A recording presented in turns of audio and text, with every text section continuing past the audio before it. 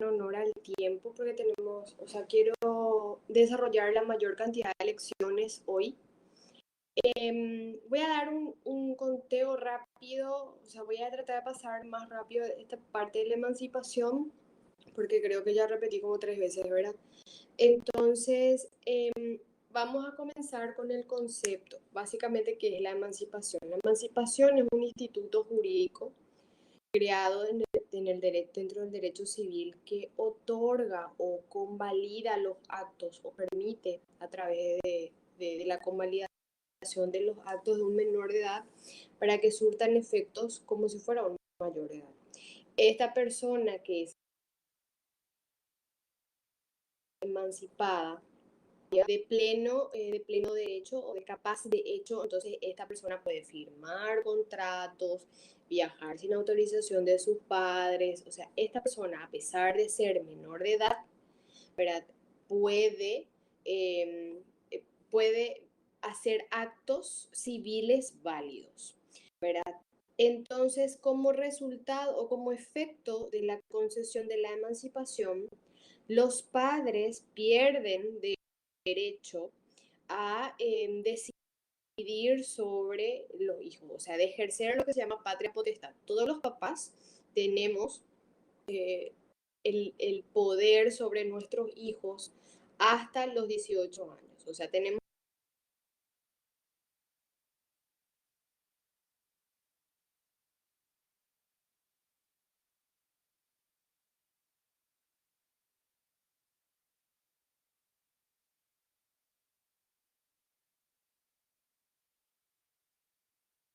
No sé qué pasó. ¿Me escuchan?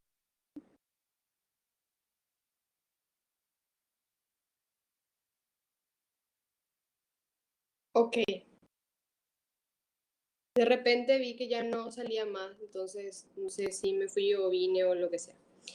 Bueno, esta institución de la emancipación no es una creación actual, sino que es una creación del derecho, ya que se tiene antecedentes del derecho romano, ¿verdad? ¿Por qué? Porque básicamente en el derecho romano es donde se vio en algún momento de la historia la necesidad de retirar la patria potestad del pater familia, que era el patriarca, el que mandaba en la familia, ¿verdad? Del poder que tenía para darle a ese hijo, ¿verdad? Ese pleno poder para que sea también pater familia, ¿verdad? Entonces, eh, ¿y de dónde o cuál es el antecedente más notorio? El antecedente histórico de la emancipación es la venia aetatis romana concedida por el emperador para aquellos casos en donde ameritaba una protección y una validación de los actos realizados por un ciudadano romano, pero que estaba sometido al pater familia. O sea que en la oportunidad en que expliqué la primera vez este contenido, les había hecho la referencia de que todo surgió por una cuestión económica, ¿verdad? De que mercaderes aprovechándose de del formalismo, de la rigurosidad de la formalidad en la que se tenían que hacer los actos jurídicos en la época romana y aprovechándose de ciertos casos, por ejemplo, el pater en realidad estaba en cama y se valía de su hijo de 25 años, menos de 25 años, pero ya bastante maduro como para ser su mano derecha, se valía de que, por ejemplo, hacía un contrato con un acto jurídico con este hijo, ¿verdad? Entonces se valía del hecho de que no lo haya hecho con el pater para posteriormente tratar de estafar a estas personas. Y efectivamente se salía con la suya, ¿por qué? Porque el derecho romano era muy formalista. Entonces invalidaba el acto jurídico, el hecho de que no lo haya hecho con la persona que en realidad era el dueño, ejemplo, el pater familia. Entonces, en vista a la necesidad de dar un remedio o una solución a esta circunstancia, es donde el emperador dio esta venia etatis romana por la cual se le otorgaba a ese ciudadano romano menor, alieni iuris, ¿verdad? Se le otorgaba el favor de considerar sus actos como de mayor de edad y a partir de ahí él ya era como el pater, ¿verdad? Entonces esa era la forma de utilización, pero era utilizada caso por caso y era decidida por el emperador, ¿se entiende? Los tipos de emancipación. En el derecho comparado, hablamos de derecho comparado, aquel en el cual, o sea, de los otros países también, incluyendo en todo el derecho de todos los países. Y podríamos decir de que hay tres tipos, ¿verdad? La emancipación legal, la emancipación por habilitación de edad voluntaria o dativa o la emancipación comercial. La emancipación legal es aquella que se produce por la celebración del matrimonio o la obtención del título universitario. La emancipación por habilitación de edad voluntaria o dativa es la que se otorga por vía judicial o cuando los padres hacen un documento al menor y le dicen, bueno, nosotros te damos la emancipación y a partir de ahora pues vos podés, sos libre y demandar, de vivir solo, mantenerte, etcétera, etcétera, como si fueras un mayor de edad. Y la emancipación comercial, ¿verdad? Era aquel que se le daba al menor para ejercer el comercio. Entonces, él tenía, para poder vos ser comerciante, evidentemente vos tenés que ser capaz de, tenés que tener derecho y ser capaz de usufructuar o de llevar adelante ese derecho. Entonces, es por eso, ¿verdad? De que en el caso de que va a ejercer el comercio, también se le otorga la emancipación.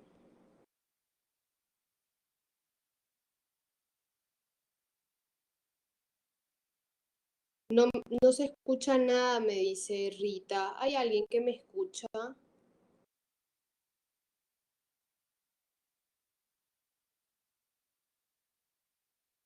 Sí, profe, sin problema.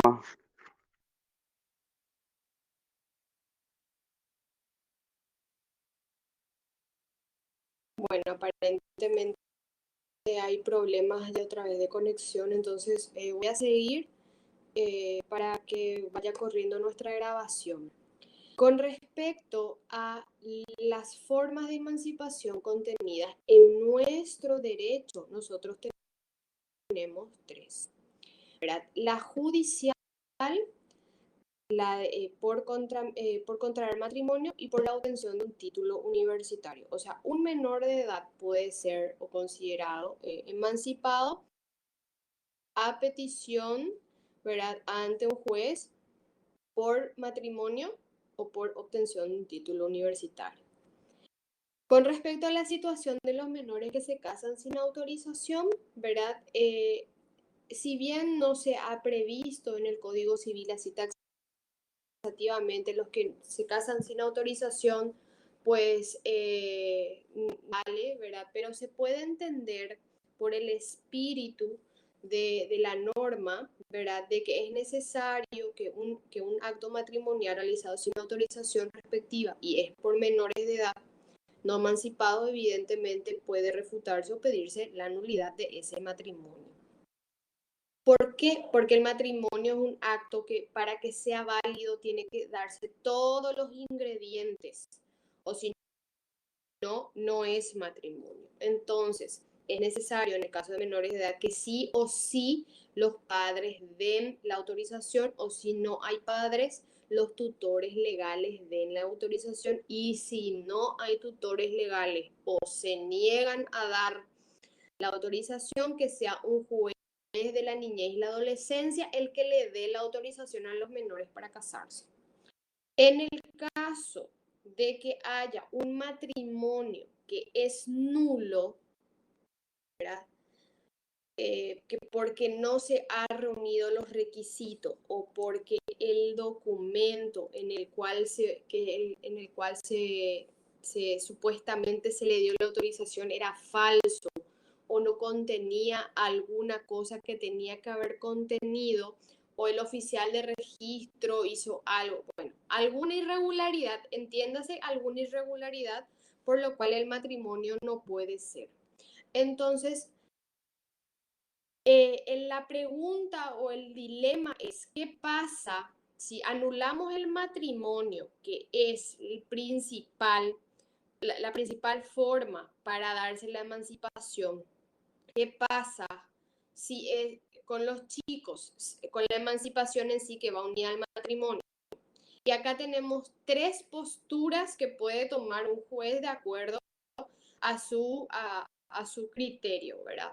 Está la teoría restrictiva que dice, señores, no. Acá si el matrimonio es nulo, la emancipación es nula y los chicos se van otra vez a la casa de los papás y van a tener que esperar la mayoría de edad y cumplir con todos los requisitos. O sea, la teoría restrictiva es aquella en la cual dice de que al anularse el acto principal, que es el matrimonio, la emancipación no existe, vuelven otra vez al poder de los padres.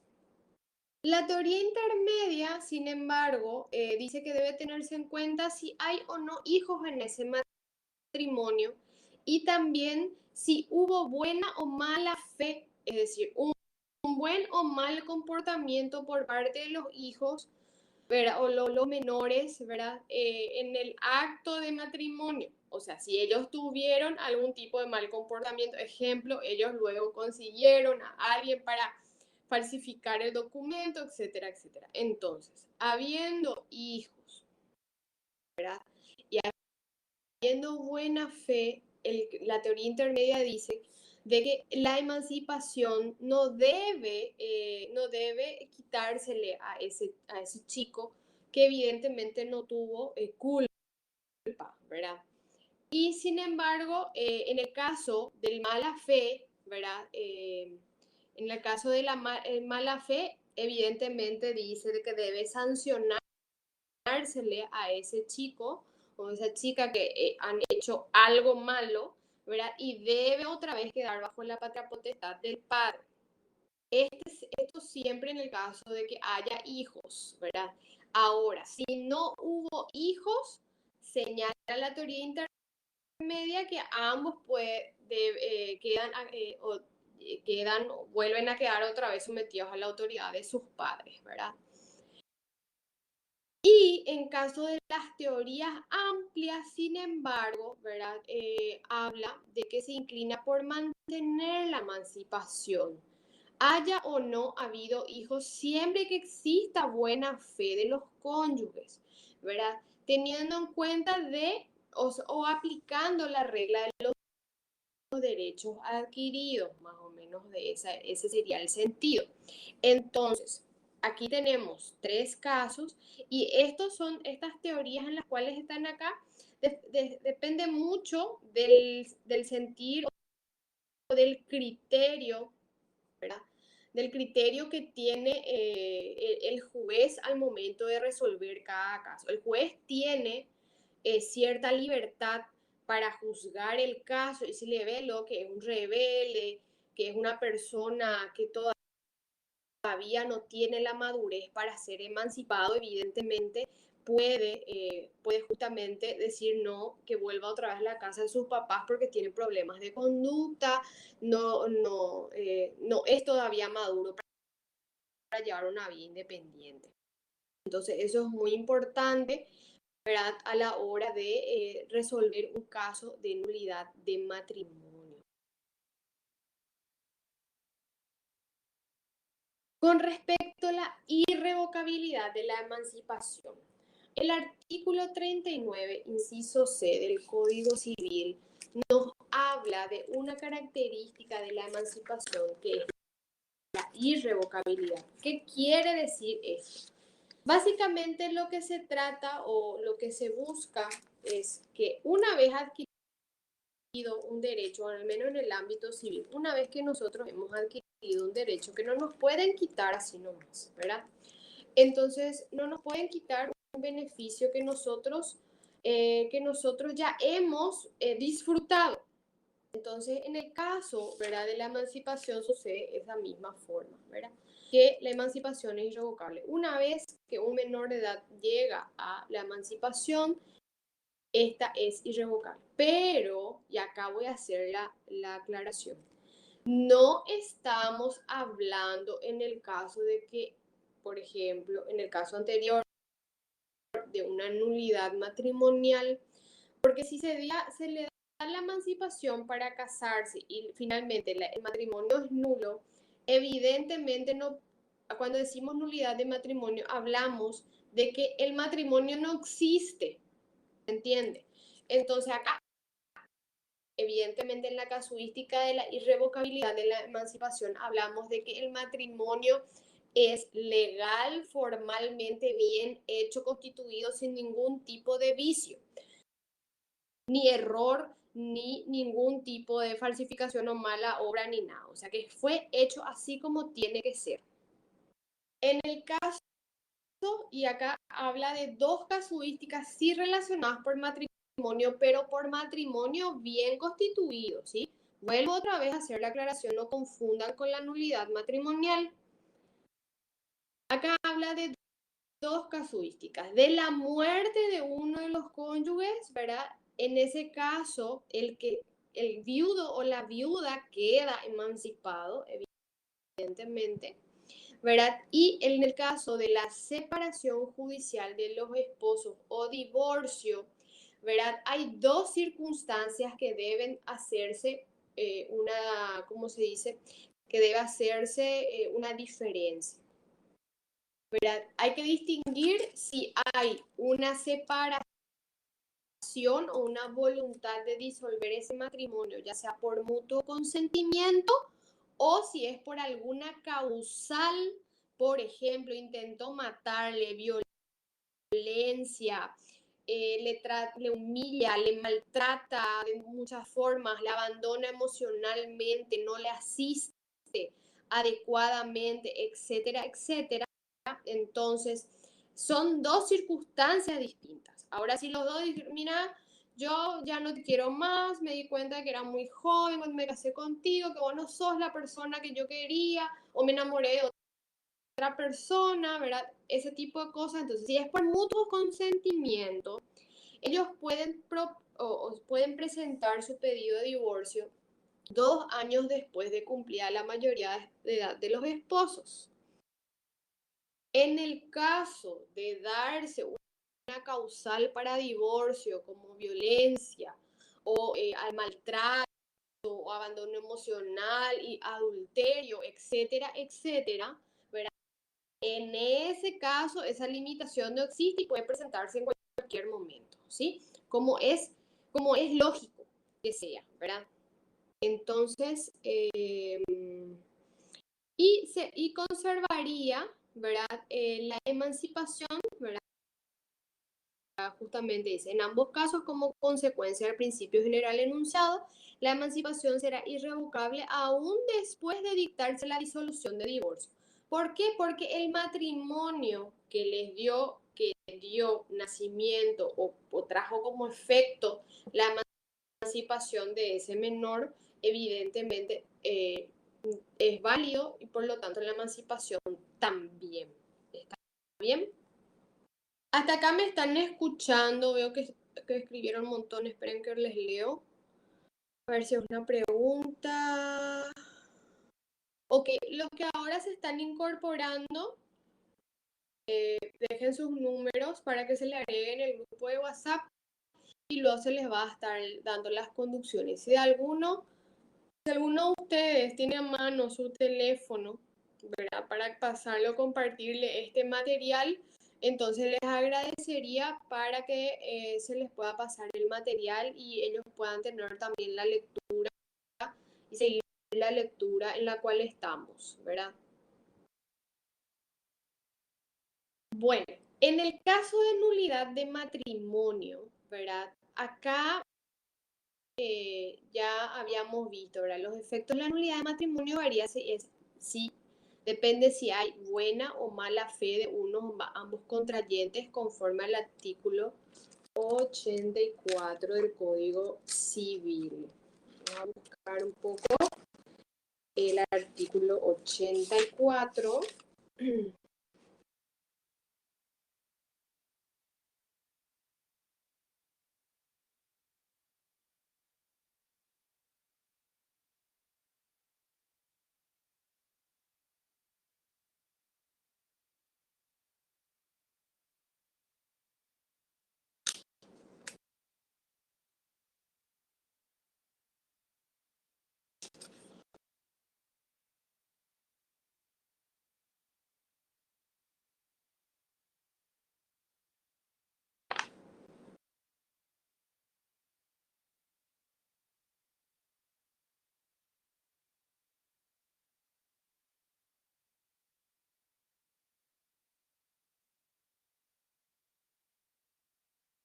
Bueno, ese artículo no corresponde, habré tipeado mal o algo, pero lo voy a corregir ahora en su momento al modo de, una vez que encuentre el artículo correspondiente, para que tengan ese artículo, pero básicamente siguen la misma conducción en la que ya les había dicho, ¿verdad? Que depende mucho de de la existencia o no de mala fe.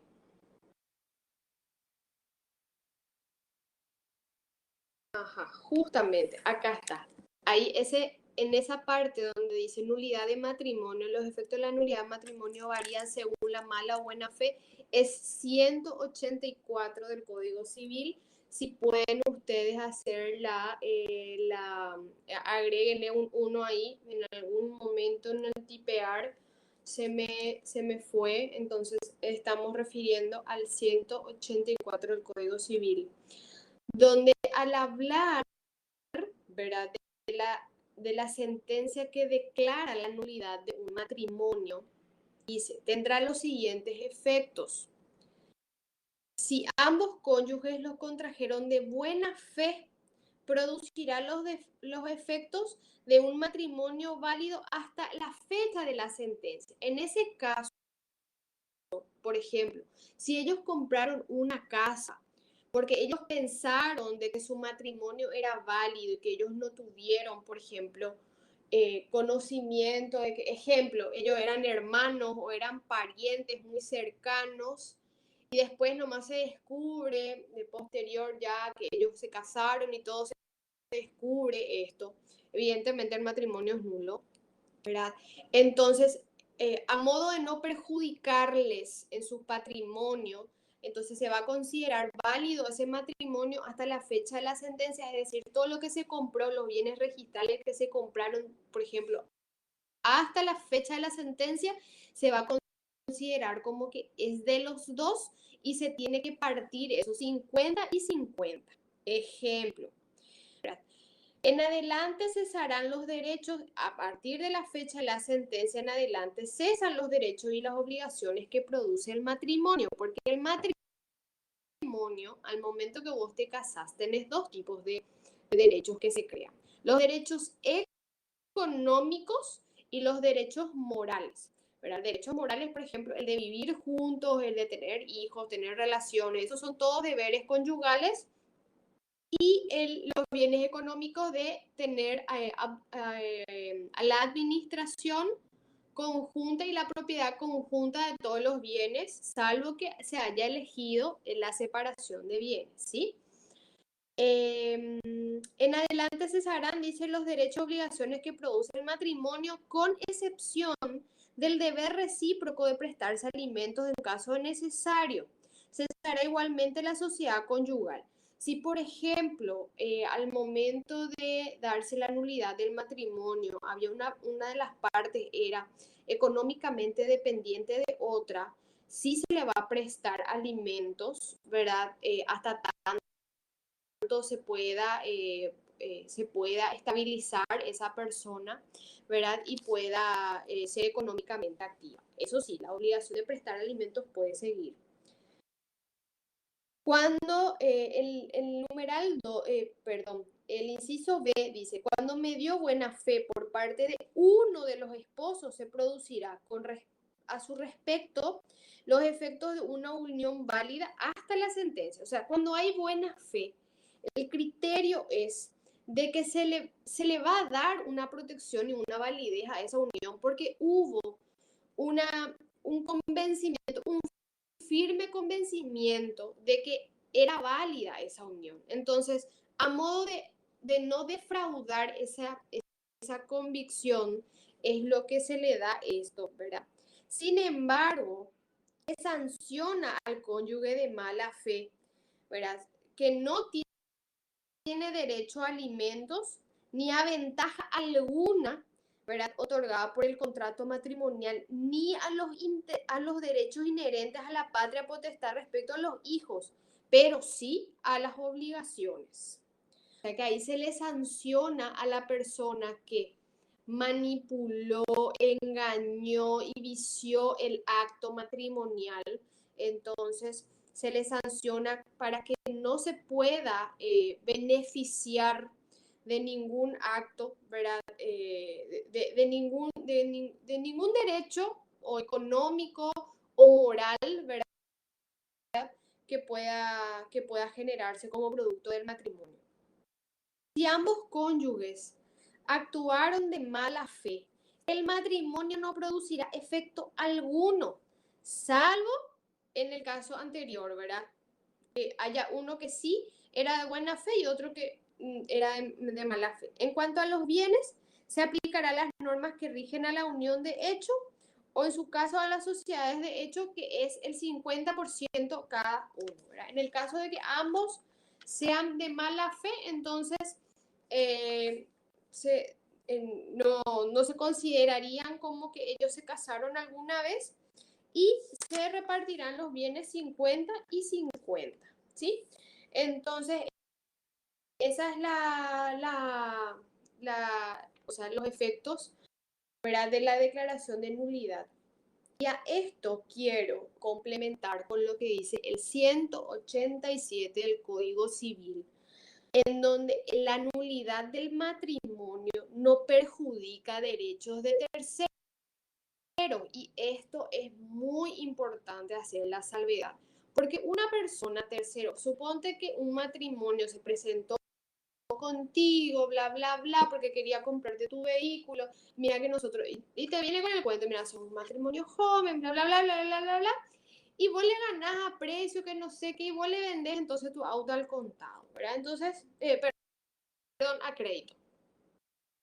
Y vos después nomás ya te enterás que había sido, se declaró lo nulo su matrimonio, de que había sido y de que ellos ya se repartieron las cosas y te dejaron de pagar a vos, ¿verdad? Entonces vos te quedaste en nada. Entonces, en ese caso, como vos sos tercero, no tenés ni vela en el entierro, y tipo, vos sos el perjudicado por todas estas circunstancias, entonces, en este caso, dice que a vos no te tiene que perjudicar, o sea, no perjudican los derechos de terceros que de buena fe hubiesen contratado con los cónyuges o con alguno de ellos. Entonces, la ley es bastante sabia al establecer esto, es decir, después podés promover una acción para, por ejemplo, cobrar la deuda que ellos te debieron y evidentemente le vas a demandar a los dos en el caso de que sea así el negocio jurídico, ¿verdad? Entonces,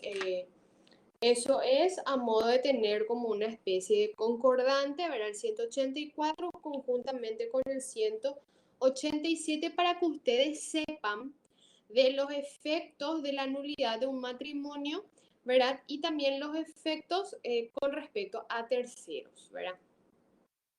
Los efectos de la emancipación en sí, como institución, el principal efecto, ¿verdad? Es que cesan los poderes de los padres y los tutores para gobernarlos, dirigirlos, ¿verdad? Con respecto a sus bienes, también terminan los derechos de administración y usufructo que podrán corresponder a los representantes legales, es decir, a los padres o tutores, y se le considera a la persona mayor de edad y plenamente capaz de disponer de ellos. Entonces, por eso es que tiene mucha relación, ¿verdad? El tema de la nulidad de matrimonio también, y si es de buena o mala fe, por el tema del poder de administración de los bienes también, ¿verdad? Entonces, por eso es que van de la mano estos dos ítems.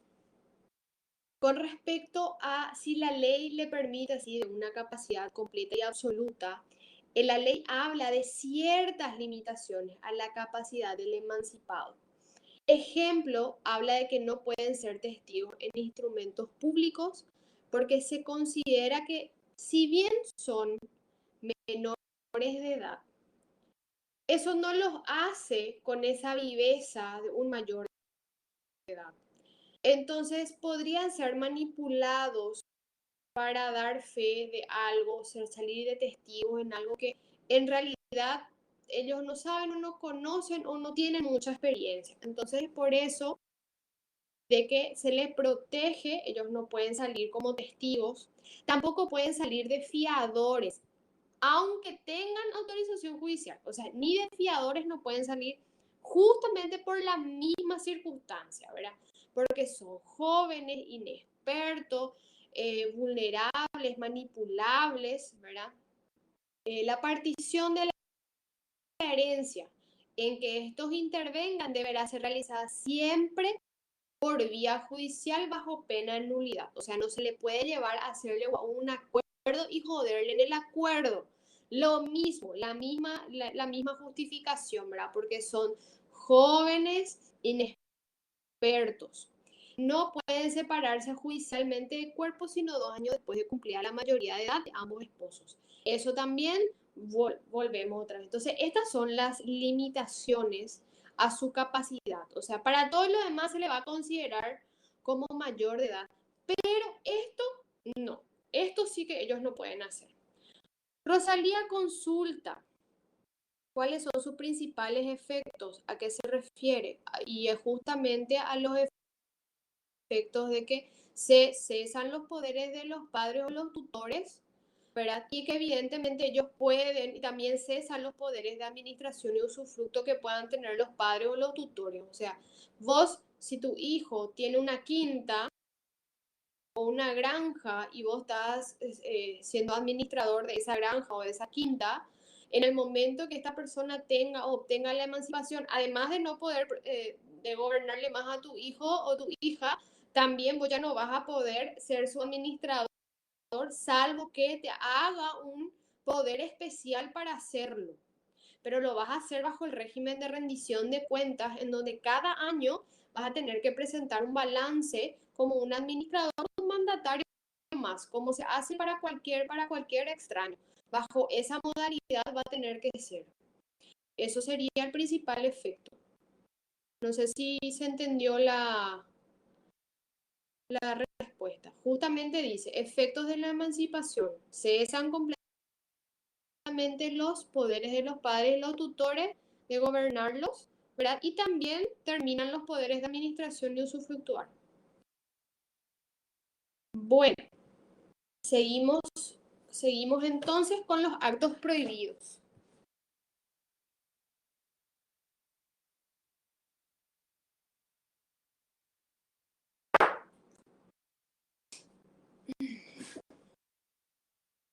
Actos prohibidos al emancipado, ¿verdad? Los actos prohibidos por las leyes son de ningún valor. Si la ley no establece otro efecto para el caso de contravención, al no establecerse sanción específica para estos casos, debe aplicarse la disposición legal citada que culmina con la nulidad de los actos prohibidos de las leyes celebradas en contravención de las mismas.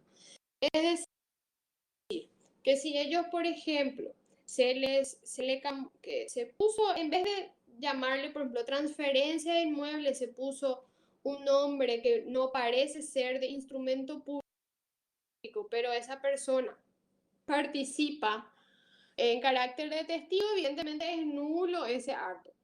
O sea, por más de que no sea directamente identificable, o sea, pero pueda ser asimilable a estas limitaciones que están listadas, ¿verdad? Con respecto al emancipado, sí o sí es nulo. O sea, si esa persona participa de alguna forma, es nulo el acto jurídico en el cual esta persona participa. Con respecto a la intervención en el juicio civil, los menores no podrán estar en juicio, los mismos solo pueden administrar sus bienes y sus personas, su persona que está plenamente establecido en el código, pero estas no figuran que puedan estar en juicios civiles, penales, laborales, ya sean como actores o demandados, querellantes o querellados. Ese también podría ser una, ¿cómo se dice?, una limitación, pero la verdad es que debería trabajarse más con respecto a eso, porque hoy, en el momento en que se hizo la reglamentación civil en este ámbito, se había hecho y no había, por ejemplo, el Ministerio de la Defensa Pública con los defensores del menor. Hoy día, y se hace un juicio civil en este aspecto, por ejemplo, y se le demanda a un menor emancipado, se le va a correr traslado a un defensor civil para que pueda analizar el caso. Y lo mismo, ¿verdad? Ocurriría si es un menor no emancipado, sí que evidentemente no corre esa demanda por falta de legitimación activa, ¿verdad? Entonces se va a rechazar esa demanda y se va a pedir de que se dirija adecuadamente. ¿Por qué? Porque cuando hay un menor de edad que no está emancipado y se debe cobrar o se debe demandar por daños que ha producido esta persona, se le tiene que mandar a los padres o los tutores. A los emancipados le podrían demandar también, pero siempre se le va a correr traslado al defensor de la niñez que va a dar su parecer con respecto a ese tema, por más de que esté emancipado ya. La emancipación legal en la ley 1/92, que es una ley modificatoria del Código Civil, dice, según cita ley, los menores de uno u otro sexo que aún no hayan cumplido 16 años, excepto para casos excepcionales a partir de los 14, una eventual anticipación de la emancipación para quienes obtengan título universitario. Esa es la actual regulación, ¿verdad?, establecida para la emancipación, ¿verdad? Se le da a menores de uno u otro sexo que aún no hayan cumplido 16 años, incluso 14 años ya en el caso de que se vaya a hacer un matrimonio, por ejemplo, ¿verdad?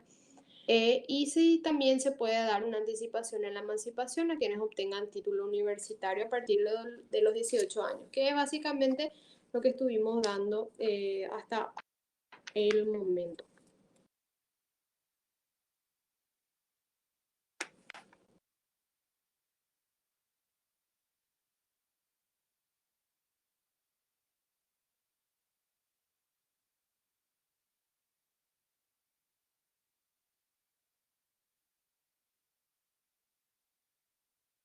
Pregunta Yanice, ¿en qué caso alguien obtiene antes de los 18 años un título universitario?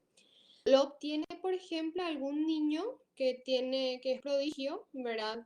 Que tiene un coeficiente intelectual más avanzado, un superdotado, ¿verdad? Que haya concluido o concluya toda la malla curricular antes de cumplir los 18 años. Entonces, en ese caso, se prevé de que este chico pueda evidentemente considerarse emancipado para que pueda seguir sus estudios en otro país inclusive, ¿verdad? Entonces pueda trabajar o pueda hacer su vida conforme a su grado de preparación y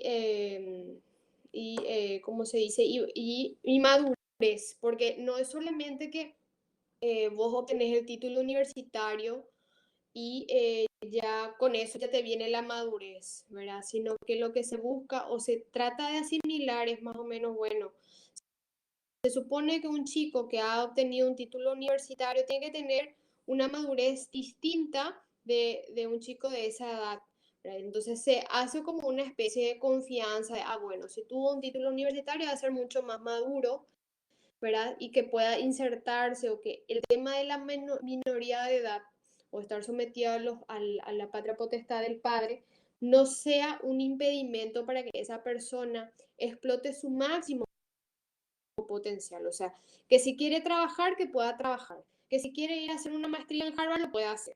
Si es que quiera recibir un máster en tal parte, entonces que pueda hacerlo. Que sea libre de poder decidir sobre su vida. Eso es lo que se quiere. No sé si se considera respondida la pregunta, si se entendió.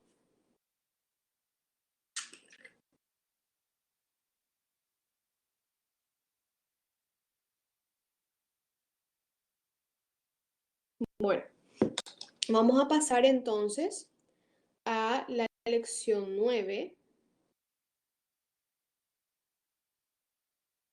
donde vamos a hablar de otros institutos del derecho en donde se habla de la interdicción e inhabilitación, que básicamente ambos se corresponden, o sea, es lo mismo básicamente, por decirlo así, en efecto, ¿verdad? Es una institución jurídica, la interdicción o inhabilitación es una institución jurídica mediante la cual a través de una sentencia se le priva a una persona de gobernar o de decidir por sí misma y de la administración de sus bienes en vista que esta persona tiene una enfermedad suficientemente grave como para impedir por completo el desarrollo de una vida jurídica normal.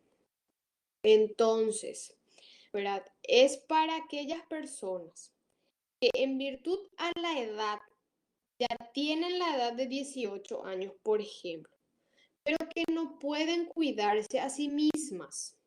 Tiene un retraso muy importante o tiene una deficiencia o tiene, por ejemplo, está hace un buen tiempo en drogas y no tiene control sobre sí. Entonces la familia puede, a modo de cuidar su patrimonio, sus bienes, de que no vaya a meterse en juegos, en deudas o hacer disposiciones de sus cosas, ¿verdad? Puede entonces solicitar la inhabilitación de esta persona. También sucede en el caso de las personas muy ancianitas también, ¿verdad? Para justamente su curador pueda hacer la administración de sus bienes. El artículo 73 del Código Civil dispone, serán declarados incapaces y quedarán sujetos a la curatela, ¿verdad? Que es la institución por la cual o sea, es en el carácter de curador que se le nombra a la persona que va a ser la responsable, ¿verdad? De administrar sus bienes y de cuidarle, ¿verdad? A curatela los mayores de edad y los menores emancipados que por causa de enfermedad mental no tengan aptitud para cuidar de sus personas y administrar sus bienes, así como como los sordomudos que no sepan darse a entender por escrito y por otros medios que se hallen en las mismas circunstancias. Dementes declarados en juicio y no declarados. El juez, al dictar sentencia, deberá pronunciarse en primer lugar sobre la existencia o no de la enfermedad mental. Entonces, el juez siempre en su sentencia durante el juicio, lo primero que se tiene que hacer luego es hacer una amplia probanza de si esa persona padece o no de algún tipo de enfermedad mental. Y no es que le va a traer a un perito nomás, sino que es una junta médica de varios médicos, neurólogo, psiquiatra, el médico clínico de cabecera y otros médicos más que intervienen en el caso, todos van a ser llamados como testigos o se les va a requerir informe a modo de conocer el grado de incapacidad que tiene esa persona. Entonces, el juez al dictar la sentencia, primero luego tiene que corroborar y señalar que existe o no existe la enfermedad mental. En el caso de existir la enfermedad mental, ¿verdad? Evidentemente se pasa al segundo plano, que es declararle inhabilitado y como tercer plano también el señalar quién va a ejercer la responsabilidad de cuidarle a esa persona, ¿verdad? En el caso de que se compruebe de que, por ejemplo, tiene una enfermedad mental, pero que no le incapacite o que no posee ninguna enfermedad mental, que también puede pasar, ¿verdad? Esa demanda se rechaza y no puede hacerse otra demanda más. O sea, esa resolución causa cosa juzgada, formal y material, es decir, nunca más le pueden hacer ese mismo juicio, ¿verdad? Entonces, esa persona que evidentemente no está incapacitada para cuidarse a sí misma, ya no va a tener que andar más en el saque de mira que te voy a declarar loco. Por el famoso, esa es la amenaza que se le hace a la persona, ¿verdad? Mira que te voy a declarar loco, ¿verdad? Si se comprobara la existencia de la enfermedad mental de conformidad a la pericia, que es lo que le estuve diciendo, ¿verdad? Y demás pruebas arrimadas al proceso, deberá procederse de la siguiente forma: hacer al lugar a la demanda, declarar la interdicción del denunciado, que básicamente se declara interdicto o inhabilitado a la persona fulana de tal en vista en tener, por ejemplo, Alzheimer, ¿verdad? Y designar a quién va a ser su curador o quién va a ser el que va a tener la responsabilidad de cuidar y administrar sus bienes también. Entonces, eso es muy importante porque justamente muchas veces en los juicios de inhabilitación hay toda una contienda familiar, una guerra campal en la familia porque hay bienes de por medio. Entonces, hay intereses también, hay veces, ¿verdad? Y hay otras sí que se pelean por no ser curadores, ¿verdad? También existe ese tipo de casos en donde se pelean, pero para no ser curadores, para no tener que lidiar con el cuidado de una persona que requiere una atención especial. Validez de los actos antes de la declaración del enfermo mental. Y esto es muy importante, ¿verdad? Deben de tratarse de enfermos mentales declarados interdictos incapaces por sentencia judicial. La misma exige, que rige también para los sordomudos según el artículo 40 del Código Civil. Los representantes de estos incapaces son curadores, ¿verdad? Y es necesario destacar que la sola enfermedad mental o sordomudez no es causa de incapacidad, sino la de ser declarados tales en sentencia. Entonces, ¿la regla qué es?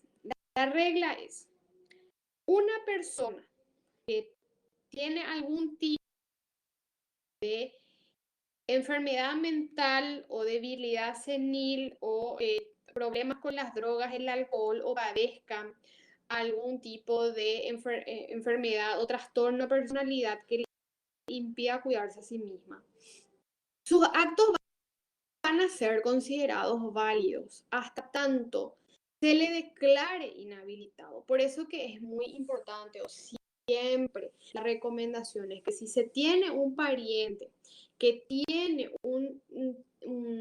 evidentemente tiene algún tipo de enfermedad mental o tiene algunas de las circunstancias establecidas más abajo de quienes pueden ser sujetos de interdicción, entonces se tiene de que antes o inmediatamente que se cumpla la mayoría de edad, los 18 años, hacer las acciones respectivas para que esta persona no pueda hacer ningún acto jurídico que vaya en perjuicio de sus bienes, porque siempre hay personas inescrupulosas que quieren evidentemente sacar provecho de la situación. Y ya he visto casos, por ejemplo, de una persona bueno, tenía problemas con los estupefacientes, pero tenía también dinero. Entonces, en vista a la locura que viene con el tema de conseguir su droga, ¿verdad? Vendió 2 casas, vendió 3 autos de su patrimonio, ¿verdad? Y cuando se dio cuenta su familia, ya era muy tarde, porque esa persona ya había vendido y no se pudo invalidar, evidentemente no se puede invalidar porque se considera que ese acto es válido hasta tanto salga la sentencia. Entonces, allí hubo, la verdad que hubo, a mi criterio, hubo bastante desidia por parte de la familia, porque esta persona ya tenía problemas con los estupefacientes desde los 14 años y recién ellos se movieron o hicieron algo cuando esta persona cumplió 24, o sea que tuvo muchísimo tiempo para agravarse mucho la situación, especialmente que ellos sabían perfectamente que esta persona se resistía, ¿verdad? A asistirse o a someterse a una desintoxicación, por ejemplo. Entonces, en esos casos es muy importante cuando hay intereses económicos, pues evidentemente tomar los recaudos judiciales correspondientes. ¿Quiénes pueden ser sujetos a la interdicción? Entonces, esto es muy importante, ¿verdad? Los débiles mentales, se entiende por débiles mentales, yo sé que suena mal como se expresa en el código, pero básicamente se refiere a aquellas personas que tienen un trastorno de personalidad o tienen una patología que no les permite, por ejemplo, tener un pensamiento lógico y coherente, que no les permita o que atenten contra su vida, o, eh, o que tienen, por ejemplo, una manía persecutoria, o que tienen lapsos en donde es incapaz de cuidarse a sí misma, evidentemente tienen que ser o tienen que tener algún tipo de apoyo para poder cuidarse. Entonces, no es con ánimo de ser discriminatorio, sino a modo de reflejar, ¿verdad?, su estado mental. A modo de ser más preciso, les voy a leer artículo 89, donde dice: se declarará judicialmente la inhabilitación de quienes por debilidades en sus facultades mentales, ceguera, debilidad senil, abuso habitual de bebidas alcohólicas o de estupefacientes u otros impedimentos psíquicos físicos no están aptos para cuidar de su persona o atender sus intereses. Entonces, describe bastante bien cuál es la circunstancia. O sea, describe a una persona que no puede cuidarse a sí misma. Eso es muy importante hacer hincapié. Que tiene que haber una relación de causa-efecto, de que esa circunstancia mental que tiene o física que tiene no le permite llevar una vida normal, ni ser económicamente autosuficiente, ejemplo, ni poder cuidarse a sí misma, ¿verdad? Si en este juicio se llegaran a probar los hechos previstos en el artículo 73, ¿verdad? Dice 73, se declarará la interdicción del denunciado. Y en el 73 señala de que la persona, dice, serán declarados incapaces o quedarán sujetos a curatela aquellos mayores de edad y menores emancipados que por causa de enfermedad mental no tengan aptitud para cuidar de su persona o administrar sus bienes. Entonces, eso es muy importante, que es los ingredientes, sea mayor de edad o menor emancipado, que sea una causa-efecto, que como producto de la enfermedad mental que tienen no puedan cuidarse. Porque otra cosa es de que una persona, por ejemplo, sea bipolar o tenga paranoia o tenga algún trastorno de personalidad, pero esta persona sigue terapia psiquiátrica, es plenamente, esa persona trabaja, se cuida, lleva una vida normal y se medica y se trata. Por eso que es muy importante tener presente. No hace mucho había yo recibido la visita a una persona que era bipolar, ¿verdad? O sea, tiene el diagnóstico de bipolaridad. Y cuando yo le atendí, me dijo, yo tengo un diagnóstico de bipolaridad, acá está mi certificado médico. Pero al hablar con esta persona, porque venía por un asunto de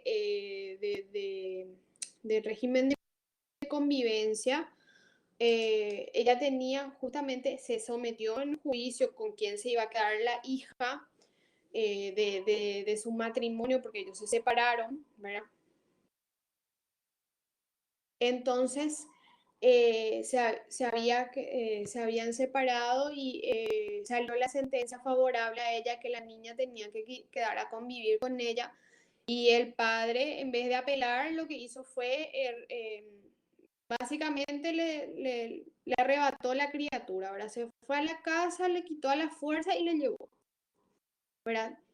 No porque ella tiene, la defensa del señor era que ella es bipolar, que ella es una loca, que lo que se tiene, que ella él iba a pedir la inhabilitación de ella. El hecho no es de que tenés una enfermedad mental, es igual a que vos estás loca, es igual a que vos no podés, que vos no podés administrar tus bienes. No, y esa persona mantenía un trabajo de hace 10 años, esa persona estaba medicada, era sumamente organizada en todo, tenía una agenda en donde tenía todo anotado, e incluso tenía un recordatorio, pero recuerdo que había sonado varias veces que era una agenda digital en donde ella iba, tenía todo bien anotado, bien establecido, ¿verdad? Entonces, eso es muy importante tener en cuenta al momento, o sea, tiene que ser una relación de causa-efecto, que esa enfermedad mental no le permita cuidarse ni cuidar a la otra persona. Pregunta Ámbar, el artículo 73 sería el efecto, dice.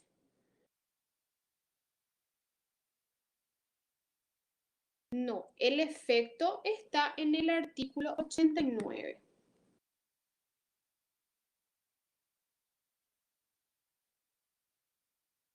Donde se señala por facultades mentales, ceguera, abuso habitual, no sean aptos para cuidar a su persona o atender a sus intereses. Justamente ahí se menciona cuál es el efecto que genera el planteamiento de una interdicción en vista a tener algún tipo de circunstancia como esta. Y también señala quiénes son los que pueden ser afectados o pueden ser inhabilitados. Y también se especifica con mucho más detalle en el artículo 90 qué es lo que no puede hacer el inhabilitado a partir del momento en que es declarado inhábil, ¿verdad? Ejemplo, no disponer de sus bienes ni gravarlos, estar en juicio, celebrar transacciones, recibir pagos, recibir ni dar dinero en préstamo, ni realizar acto alguno que no sea de simple administración. O sea, sí se puede ir a la despensa a comprar para la comida, pero ahí a vender su vehículo, ese tipo de cosas no puede, ¿verdad? Y siempre cualquier acto que se vaya a hacer o que pueda hacer de simple administración también tiene que ser evidentemente con la autorización de su curador. Se aplica también en lo pertinente a la inhabilitación las normas relativas a la interdicción o su revocación y se inscribe registro, en el registro público la sentencia que declare la inhabilitación de una persona. Entonces, entre el 89 y el 90 están los efectos, ¿verdad? Y también a quienes se les puede declarar incapaces o inhabilitados. Hasta acá estamos bien, ¿me escuchan?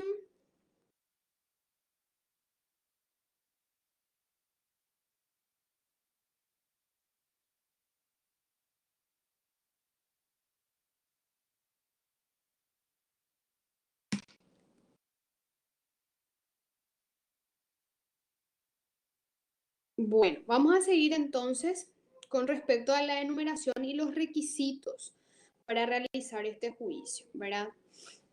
Se hace necesaria, dice, la concurrencia de ciertas condiciones de forma y de fondo, que es que tener la enfermedad, que es como les dije, ¿verdad? Tiene que haber la enfermedad, esta enfermedad tiene que ser grave y tiene que ser habitual.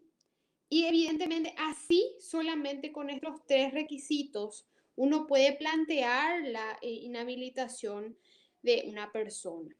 Y son partes del juicio, ¿verdad? El denunciante, el denunciado, el defensor de incapaces o defensor de pobres le llama acá, pero en realidad de incapaces, el defensor civil de incapaces, el curador provisorio o la persona responsable mientras tanto se termina el juicio, ¿verdad? Entonces, estas personas son las que participan dentro de un proceso, del proceso para la inhabilitación de una persona. Dice, admisión de la denuncia. Dice, al admitir la denuncia, el juez deberá agotar una serie de medidas tendientes a la prosecución del proceso. Acá en partes, por ejemplo, esto yo les digo por experiencia nomás, ¿verdad? Aquí faltaría, ¿verdad? Entre partes, el Ministerio Público, porque yo tuve un caso de una señora que tenía Alzheimer y el nivel de Alzheimer era sumamente grave. La señora fue incluso víctima de violencia por parte de uno de sus hijos, se le denunció al hijo, se le rescató a la mamá y se le dio a la otra hija para que le cuide, ¿verdad? Entonces, el juicio se demoró tanto porque el juez, si bien acá no se señala como parte, la ley no señala como parte del juicio, pero en 1985, cuando se hizo esta ley, no había pues la Fiscalía Civil, que es básicamente el que tiene la voz de la sociedad o que tiene en sus manos, evidentemente, dar su parecer, pero desde el ámbito de la sociedad. Entonces, el juez civil, ¿verdad? Le dio intervención, ocurrió traslado de todo lo que es el parte médico, etcétera, etcétera. Corrió parte al Ministerio Público y se tuvo como un retraso de 3 meses más o menos en el juicio, mientras la pobre señora trataba de sobrevivir, la hija, ¿verdad? Con un enfermo crónico como es una persona en Alzheimer en último estado ya. Y fue realmente muy difícil eso, porque justo el Ministerio Público con su burocracia, justo el fiscal que tenía que intervenir, se jubiló, etcétera, etcétera. Y mientras que tomaba intervención otra persona, ya pasaron 3 meses, ¿verdad? 3 meses para una persona con un cuadro como eso fue súper duro para la persona que tuvo que llevar adelante el cuidado de esto, ¿verdad? Pero finalmente se consiguió en ese caso y ya, por lo que me enteré, la abuelita falleció el mes pasado. La admisión de la denuncia, entonces, al admitir el juez, tiene que nombrar un curador o una persona responsable provisionalmente.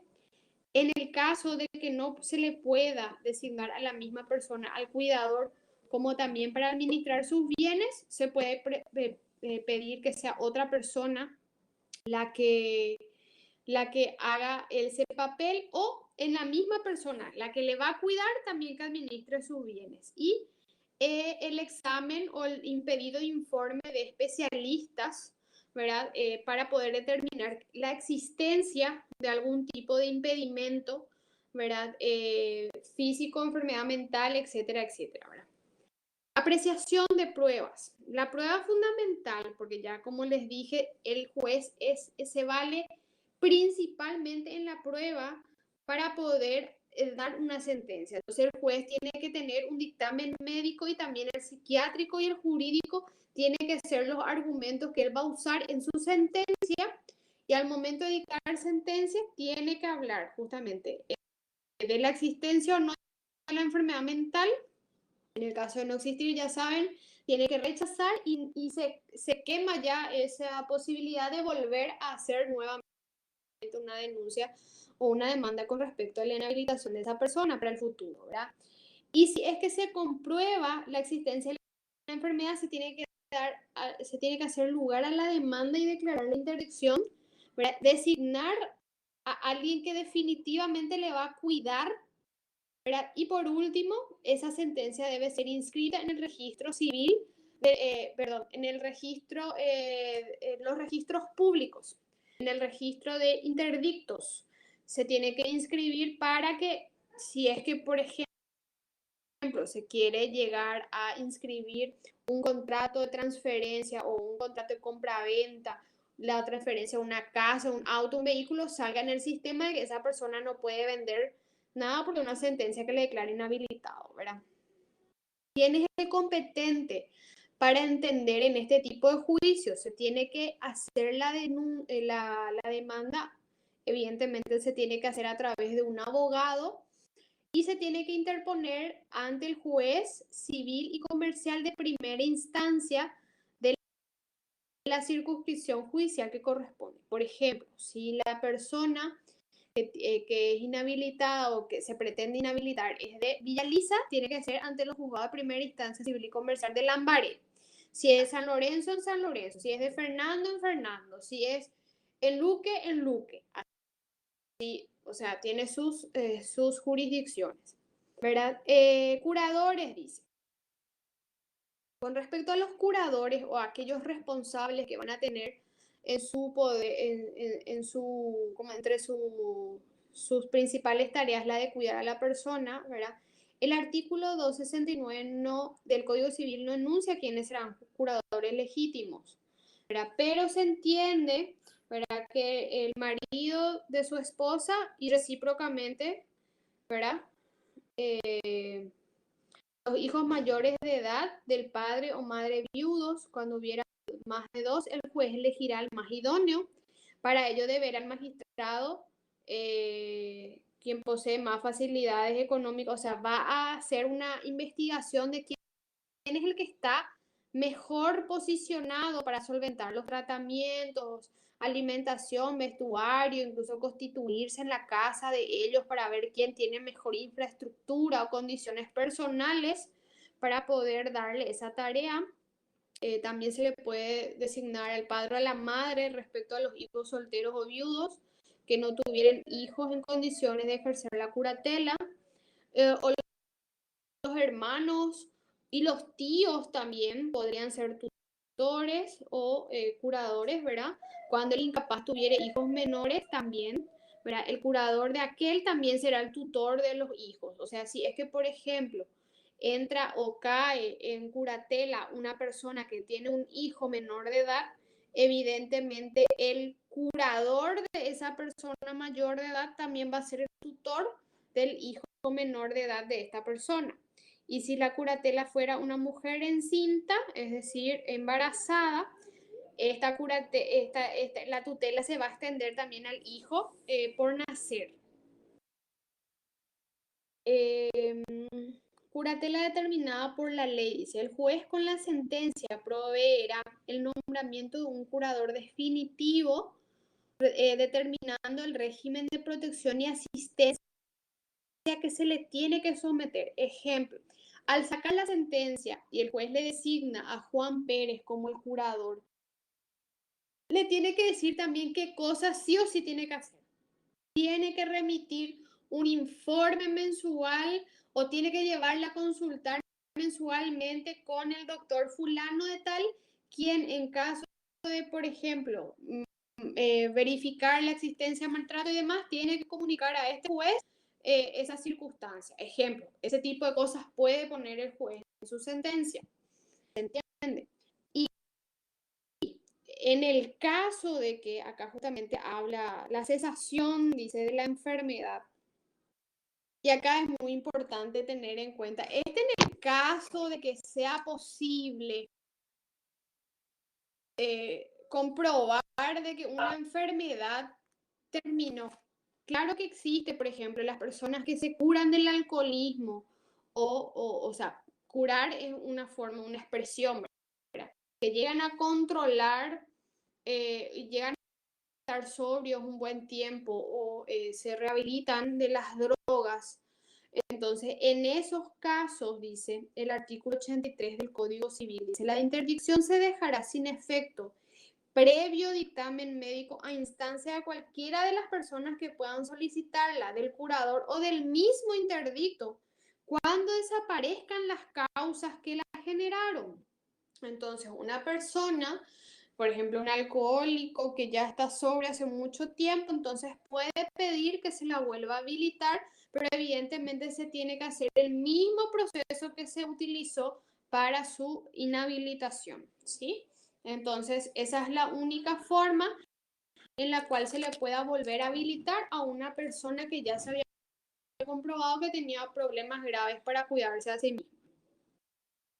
Hasta acá estamos bien.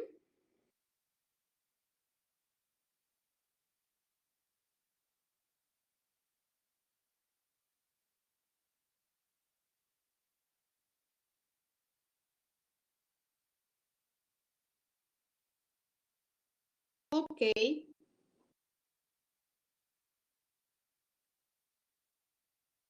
Hasta acá estamos bien entonces. Por lo que veo, me escuchan y estamos siguiendo adecuadamente el avance. Entonces vamos a proceder a una lección, vamos a ir a la lección 10, que tiene relación con lo anterior, porque de alguna forma hablamos de incapaces o de personas que no pueden cuidarse a sí mismas, pero reconocidas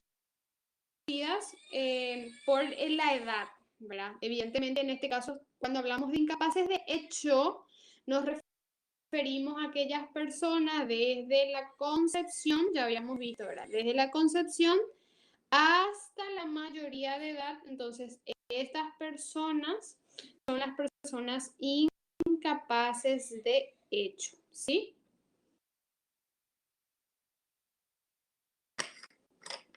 Bueno, y vamos a hablar de la protección y representación que se le puede dar a estas personas. ¿De dónde lo que viene esa noción de que es necesario dar una protección a los incapaces de hecho? Como ya en varias oportunidades habíamos repetido, lo que hoy día tenemos como ordenamiento jurídico no es producto de un invento de hace 10 años, sino que es de hace mucho tiempo. Entonces, en el derecho romano, la representación era ejercida por el pater familia, que ya les había hablado que era el todopoderoso, el patriarca de la familia. Él representaba a todos, a sus hijos, a los esclavos, a su esposa, a sus nueras, a todo el mundo. O sea, él era la cabeza de la familia y también su representante. El nacimiento con vida era la condición para que la persona adquiera los derechos que le correspondían o debían corresponderle, las cuales se hallaban supeditados a la condición del nacimiento, ¿verdad? En nuestro Código Civil hoy día, ¿verdad? Se puede adquirir derechos desde la concepción, así como vimos en el artículo 4 de la Constitución Nacional ya nos decía, ¿verdad? Y no es a partir del nacimiento como en el derecho romano. El nacimiento con vida lo que hace es que, ¿cómo se dice? Es como que finaliza ese proceso de adquisición, entonces lo considera como un derecho adquirido desde el momento en que nace con vida, ¿sí? Entonces, pues la persona por nacer por nacer no nace viva, se extinguen los derechos que hasta ese momento tenía, pero si es que nace con vida, evidentemente ¿cómo se dice? Perpetúa por el resto de su vida esos derechos. Con respecto a las personas por nacer y su representación, son representantes de las personas por nacer, los padres, y en el caso de incapacidad de los padres, los curadores que se les nombre. Ese es en el caso de que la persona tenga algún tipo de enfermedad mental o debilidad mental, etcétera, ¿verdad? En el caso de los menores, el artículo 40, inciso B, habla de que son representantes de los menores, los padres y los tutores o los tutores, ¿verdad? Que se les nombren en el caso que corresponda. Por eso que les hablaba, por ejemplo, ayer en el caso de un embarazo adolescente, con el embarazo no se produce la emancipación del menor, sino lo que pasa ahí es de que el padre o los padres de la adolescente embarazada pasan a tener dos niños sobre los cuales ejercer representación. La menor embarazada y también el nietito que viene en camino, ¿sí? Y la representación que se realiza en este caso, ¿verdad? Termina cuando el menor llega a la mayoría o se emancipa o por el fallecimiento del menor, evidentemente. Entonces, esas son las tres causales por las cuales se puede dar la terminación de la representación de un menor. En el caso de sordomudos, ¿verdad? Estamos hablando de una circunstancia muy especial de las personas, podríamos definirla como personas privadas de la facultad de hablar por ser sordo de nacimiento, ¿verdad? El Código Civil habla en el artículo 37, inciso D.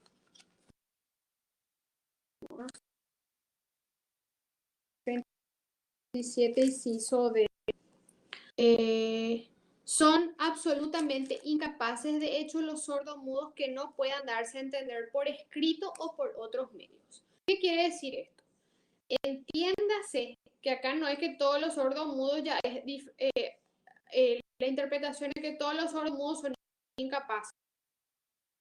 De hecho, acá hace una salvedad muy importante, que ese sordomudo no pueda darse a entenderse por escrito ni por otros medios, por lo tanto nosotros no podemos saber cuál es su voluntad, a eso es lo que se refiere, ¿verdad? Así también el artículo 73 hace alusión de los sordomudos serán declarados incapaces y quedarán bajo curatela los mayores de edad y los menores emancipados que por causa de salud, por causa de la enfermedad mental no tengan actitud de cuidar a su persona, administrar sus bienes, así como los sordomudos que no sepan darse a entender por escrito y por otro medio.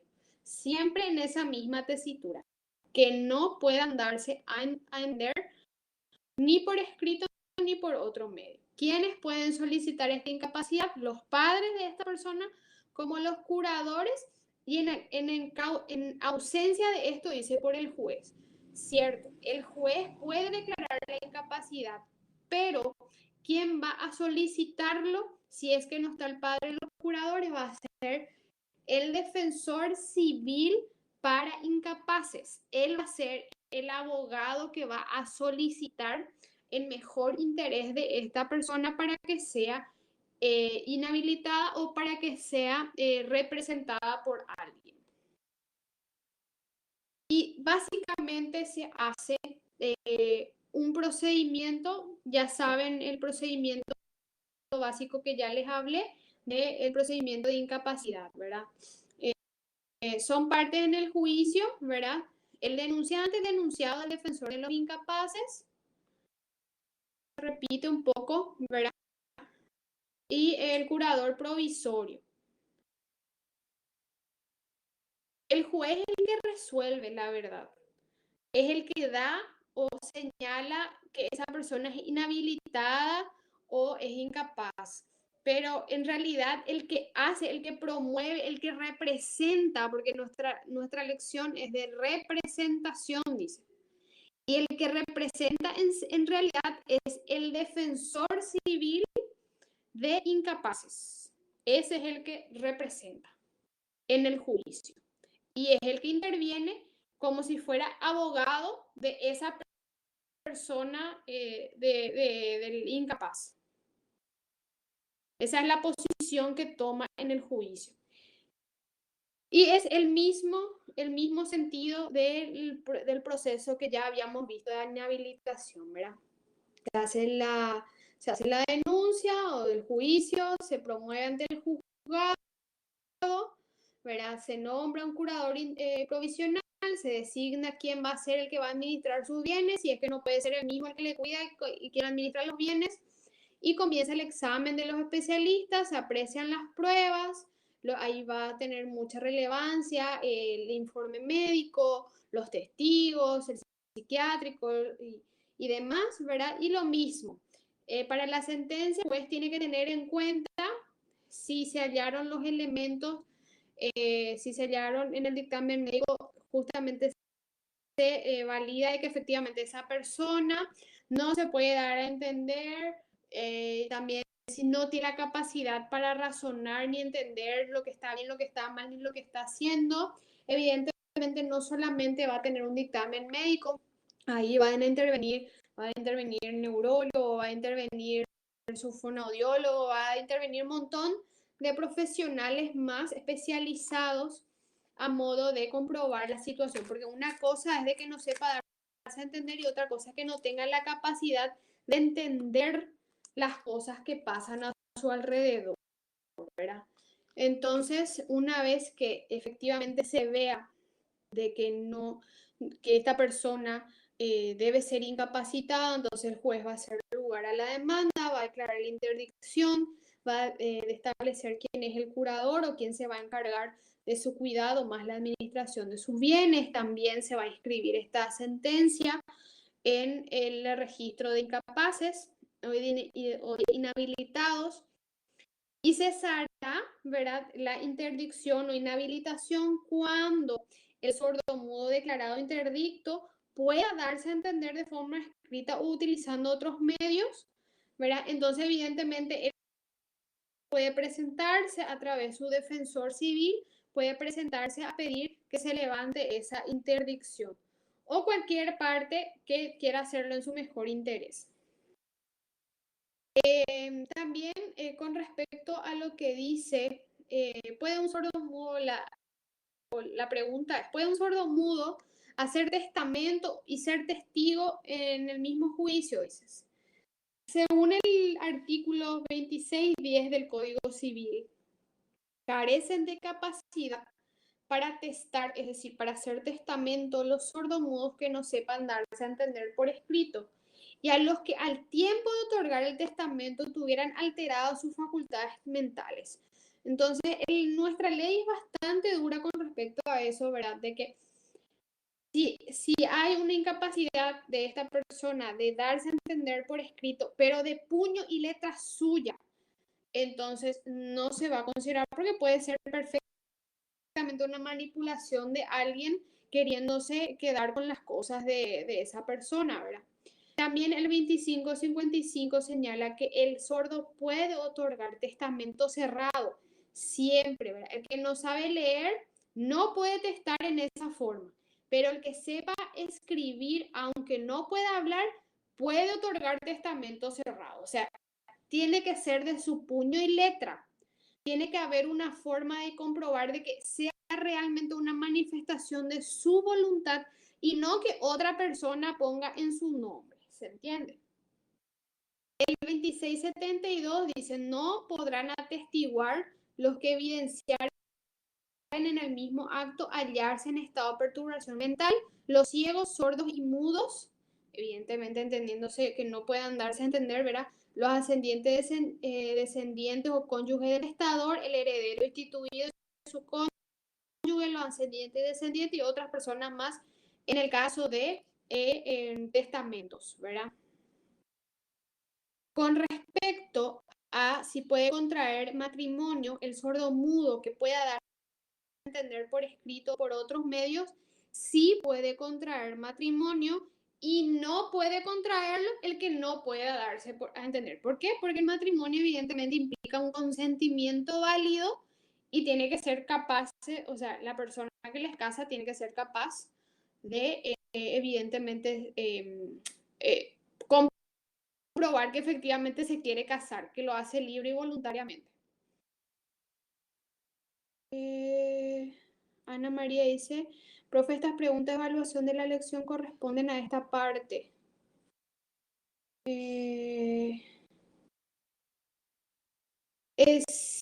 Sí, hay un problemilla. Ese corresponde a emancipación. Así que considérenlo. Estas preguntas van, pero con emancipación. Sí, van con emancipación.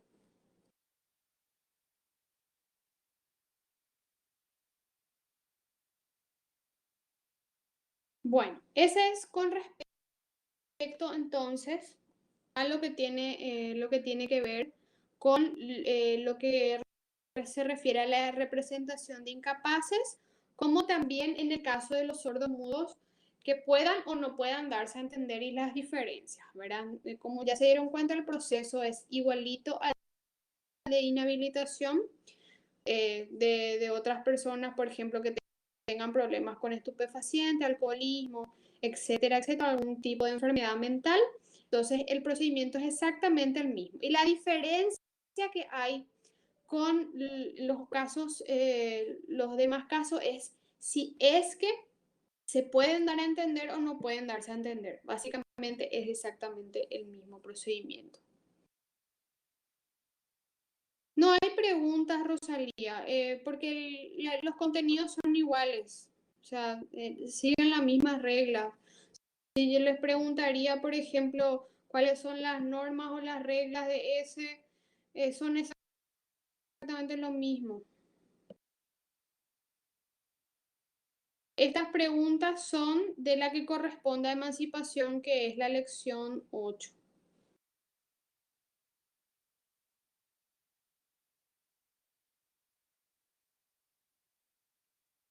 Bueno, hasta acá tenemos alguna duda.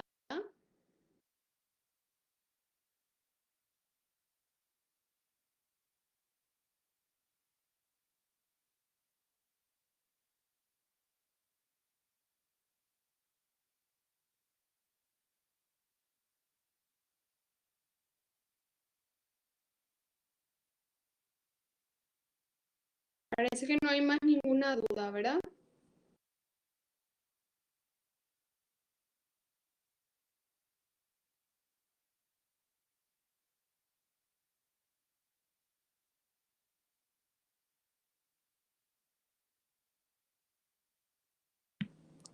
Bueno, quiero hablarle con respecto al parcial.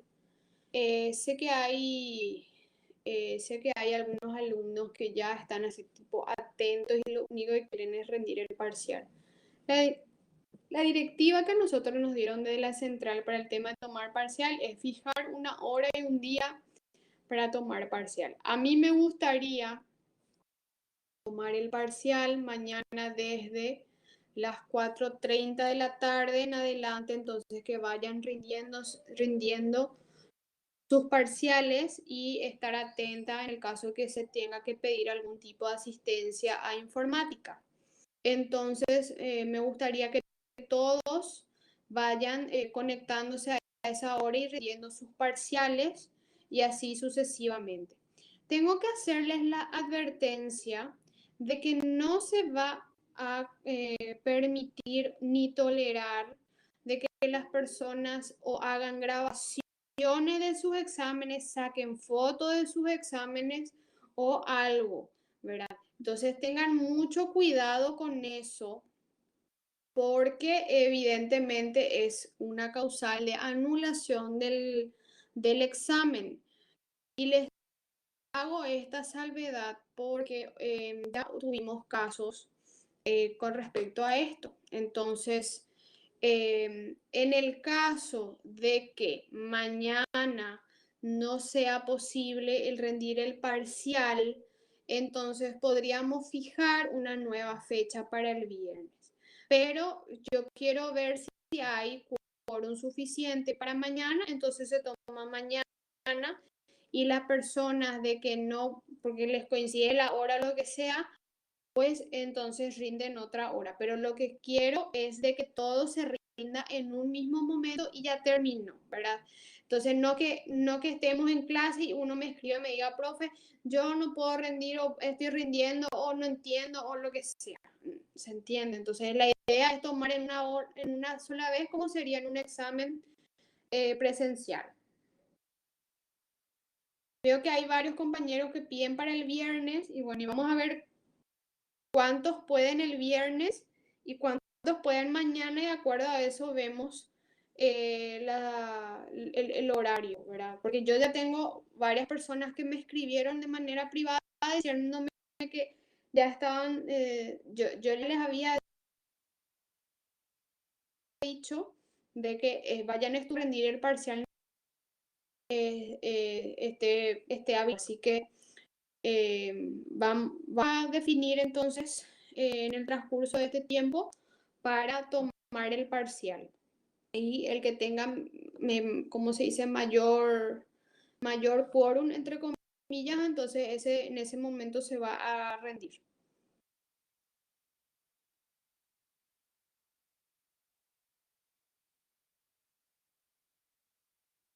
Sí, Rodrigo, puedes habilitar tu micrófono en todo caso o escribís como quede mejor.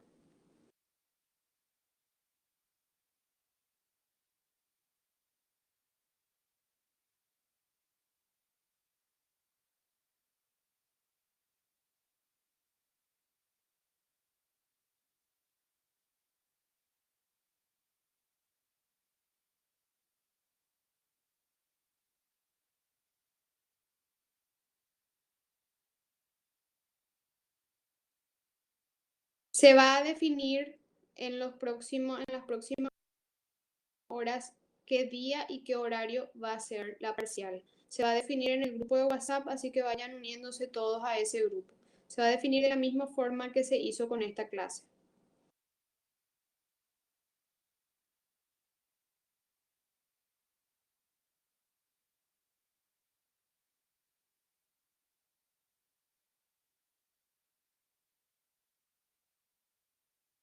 Bueno, perfecto. Entonces, yo les voy a ir dando las orientaciones para definir qué hora y qué fecha, o sea, qué día y qué hora vamos a rendir.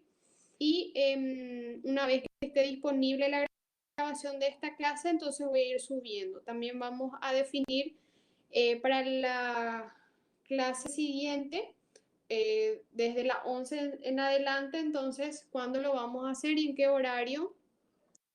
Porque también depende mucho del tema del examen, ¿verdad? Tenemos que coordinar eso, ¿verdad? Mi idea era hacerlo el mañana para entonces el viernes tener clase y no sé, ahora tengo que organizar cómo va a ser, ¿verdad? Entonces, quedamos así. Les voy a estar pasando entonces cómo es lo que vamos a organizarnos. Voy a hacer una planeación de cómo voy a llevar, porque no solamente están ustedes, están otro grupo también y tengo que ver cómo coordinar eso también. Bueno, quedamos hasta acá entonces, chicos. Ya les voy a estar pasando, ni bien el sistema me genere la grabación, les voy a estar pasando para las personas que no pudieron ver de forma íntegra esta clase y les recomiendo que vayan estudiando ya, ¿sí? Saludos.